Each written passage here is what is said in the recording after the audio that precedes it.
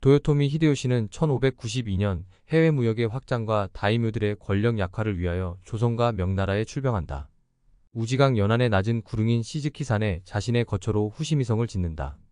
후시미성이 지진으로 무너지자 500m 떨어진 고아타산의 모모야마 성을 새로 조성한다.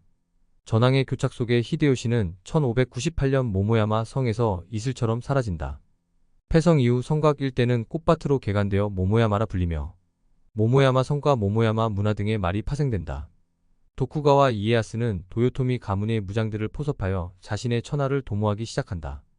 대의명분에 집착한 이시다 미스나리는 자신의 오사카 저택이 습격을 받자 이에야스에 맞서지만 다이묘들의 철을 인질로 삼으려는 무모한 전략으로 공공의 적이 된다.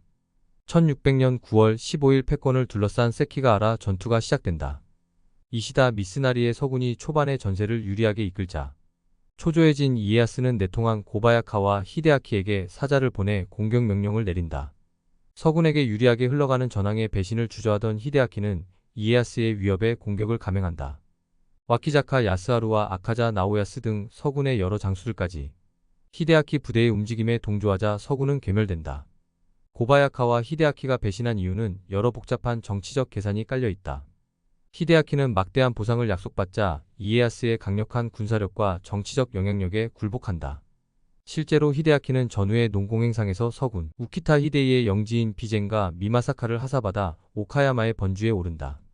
큰 영토를 얻자 히데아키는 오카야마성을 개축해 이전의 2배나 되는 바카테자를 불과 20일 만에 완성한다. 히데아키가 이에야스의 편에 선 것은 이시다 미스나리에 대한 신뢰 부족도 한 요인이다.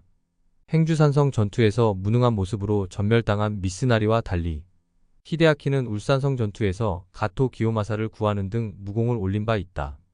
정무를 총괄하는 간파쿠의 지위를 약속받지만 세키가하라 전투의 전초전인 후시미성 공략전에서 전공을 인정받지 못하자 배신을 굳힌다.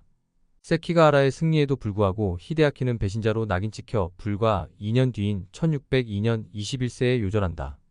히데아키의 사인은 언제든 보복당할 수 있다는 두려움으로 급격히 악화된 건강이 정설이나 자사설도 제기된다. 후계자 없이 죽은 히데아키의 영지는 다른 다이묘들에게 분배되고 가문은 몰락한다. 패권을 장악한 도쿠가와는 쇼군에 올라 에도 막부 평화의 시대를 연다.